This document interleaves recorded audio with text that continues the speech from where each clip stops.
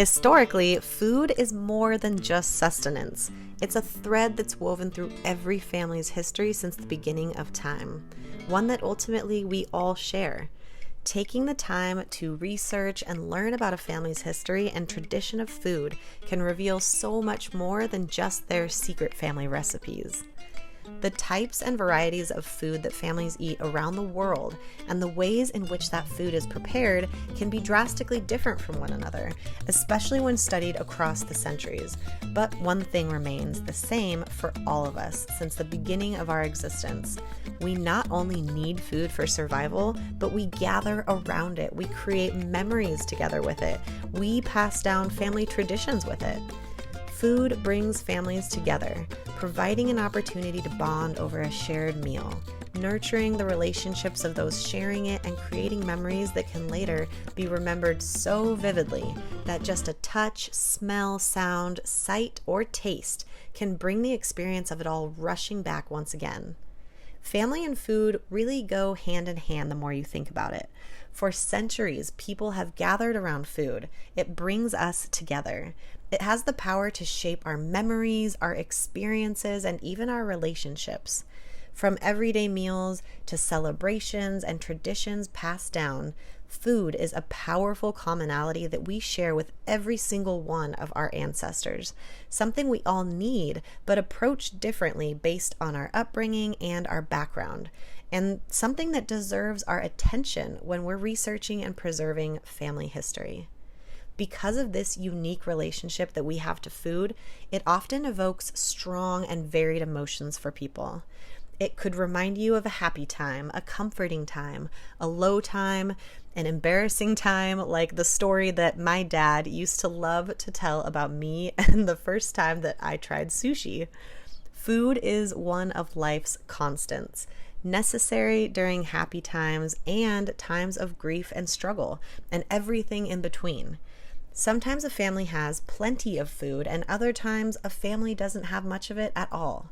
Family habits often change with the times, the politics, social, cultural, and environmental factors, and so too did their diets as a reflection of those circumstances.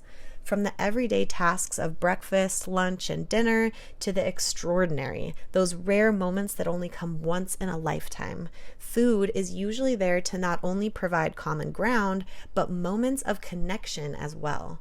Connection to our roots and connection to one another. When you recall some of your fondest memories, it's likely that food was involved, even if it isn't central to that part of your memory. And the beauty of memories is that they can be immediately revisited by stimulating just one of our senses. Food combines all of those senses into a shared experience that can take you right back to a moment in time, creating memories for generations to come. And while it's not unusual for food to be involved in many of your memories, you may not have quite thought about it in that way just yet. It might have just been in the background, but that doesn't make its presence any less important, especially for the foods and recipes that are driven by tradition and passed down from generation to generation. These are the traditions that tell our family stories, and even if you haven't been lucky enough to inherit family recipes or a cookbook from your grandparents, there are still plenty of ways that you can explore your food heritage and culinary genealogy. Starting with yourself is easy enough. Think back on memories of your childhood and your family gatherings. What food do you remember being served? Were there any particular dishes that you remember being reserved for special occasions maybe? Or perhaps there was a secret family recipe that only grandma knew? Jot down your memories along with any dishes or recipes that come to mind. Look back on your family photos and videos and pay particular attention to the food that you see. Write down what you remember and then set aside any photos or questions that you might want to ask your mom or your grandpa or your cousin about. Don't forget to search any other family items that you might have in your possession. Maybe a newspaper or a magazine clipping of a recipe that a grandparent loved, or it could be a hastily written recipe that you'd found on the back of an ads in your documents. I once found a recipe clipping in a family Bible, so you never know what you have until you've gone through all of your family items thoroughly. Asking family members about their food-specific memories is another great way to learn more about your culinary genealogy. Showing them some of the photos that you find, maybe some of the videos, could also help jog their memories or answer any questions that you might have. Getting a joint conversation going amongst family members could also be a fun way for others to participate and stir their old memories. If you or your family members have access to your parents' or a grandparent's cookbooks, that is another great way to learn about what the family was eating and serving for meals. And even if you don't, you can still do a little bit of research on cookbooks that are based around the time period and location of your ancestor. The food that a family eats can tell you a lot about them. It might tell you about their religious background based on the foods that they choose to eat or not eat, or perhaps abstain from during certain times of the year.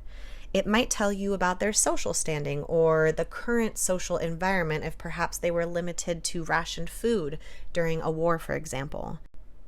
Or maybe you see a rather lavish Christmas dinner spread during the years of the Depression, so you know that they were doing well for themselves at a time when many were not. The food that your family had access to would have depended not only on their income, but also where and how they lived in the world. Those living in more rural areas generally didn't have the same access to ingredients as those living in a diverse city, for example. And someone living in New York City would have access to different food options than someone living on a farm in Argentina. Some families only ate what they grew and cared for, while others may have only shopped at the local store or market. The same can be applied to varying time periods that your ancestor lived.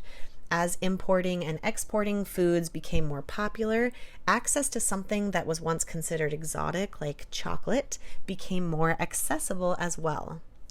Writing down your memories and searching through old family photos, videos, journals are also a great source that might have information about what a family was eating, and also the cookbooks, talking with your family members. These are all great ways to start getting a better picture of your family's culinary heritage.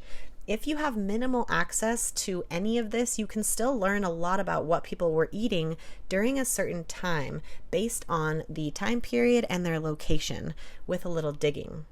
Searching local newspapers and the magazines can give you clues as to what was being eaten locally based on the stories and the recipes and the ads that you'll find inside of them, as well as any books that were written about the area or local family histories. The local library and the historical society can also be a great place to search for this information as well. Historical cookbooks can be a great way to learn about different types of food that your ancestors may have been eating and how they were preparing and preserving their food as well. For those who are open to DNA testing, that's another great avenue to help you discover more about your ethnic heritage and how that relates to food. A lot of people who have taken a DNA test aren't so much interested in the genealogy side as much as their ethnicity, for the very reason that they're unsure of where they come from. They want to learn more about themselves and their heritage. Food is a great way to learn about a community and a culture. The meals and the crops that they share, famine that they've endured, the different ways that they've learned and experimented with food, and the traditions that they've passed down. It's also not uncommon at all to take a DNA test and discover different ethnicities that you were not aware of. At that point, you might feel completely disconnected from this part of yourself that you just discovered. But two great ways to explore that is through travel and food, an even better combination when done together. Heritage travel and culinary genealogy are two topics within family history that I am planning to explore more in the future. So if that interests you, keep an eye out for more to come on that. But what stories does your family tell about food? What culinary traditions do you have? Did your grandparents ever reminisce about something that their parents used to make for them? Or maybe they would tell you stories about when they got their first refrigerator like my nanny did. Think about the average night at the dinner table growing up, or maybe that special meal from your 18th birthday. Growing up, my dad would make us big breakfasts every Sunday. That was our thing, our tradition, complete with his famous sweeties. And my mom always taught us that making things from scratch, it just always tastes better. It does. And every birthday, she would ask us to pick our favorite meal and she would cook it for us. And that was always so special. And my nanny, who was also a skilled cook and baker, she would make us these amazing detailed cakes from scratch on our birthdays. And when I think about the time that must have gone into those, it's amazing. And it shows love. My Grams was always perfecting her scone recipe for our high tea gatherings that we loved to do together. And each of these memories tells a story about our family. They are threads that in turn add to the larger story, that when woven together, they create something else entirely, the history of a family. So pay attention to the types of food that's served at family gatherings, the recipes that were preserved, or that family dish that everyone's always talking about every year for that one holiday. Does the recipe or certain ingredients in it speak to another time and another place of the past? Maybe your parents or your grandparents or your great-grandparents were immigrants, bringing only what they could carry to their new homeland. Often they would continue to cook what and how they knew, assuming that they could still get the usual ingredients from their new hometown. Names may have altered, ways of dress and speech may have changed, but often it was the kitchen that was the last frontier of family traditions, where people could still speak their native tongue in the comfort of their home and cook the dishes that they grew up eating in their homeland. Food isn't just sustenance. It has social and historical significance all on its own. It's a unique exchange of care and connection between people and the ingredients that they prepare and share amongst one another. Cooking and baking is just another way of saying, I love you. Just like spending your time with the people that you care about is a way of saying, I love you. We come together to celebrate, to be grateful, to nourish one another, to let each other know that we care. And we usually do so with food. So as many of us gather around the table together with our families for the remainder of the year, celebrating various holidays and traditions, what food heritage and traditions will you be honoring with your family? Which dishes from your culinary heritage will you be embracing this holiday season? Take advantage of being together and get to know your culinary genealogy by asking these 10 questions to get everyone sharing. You might learn something surprising. Within our family's stories about food lies the traditions of generations past, their shared histories within the communities that they lived, and how they cared for one another. Learning about and embracing this connection will only deepen our own understanding and connection to our ancestors. The way they ate, what they ate, it all feeds into their unique family history story and experience that we share. If you've gotten this far, let me know in the comments about a dish or a meal that's special to your family. I love hearing about the ways that families share and celebrate food, and I'm going to be sharing more of that in the weeks to come, so I hope that you check it out if it's something that interests you. Thank you for watching. Happy holidays and happy digging.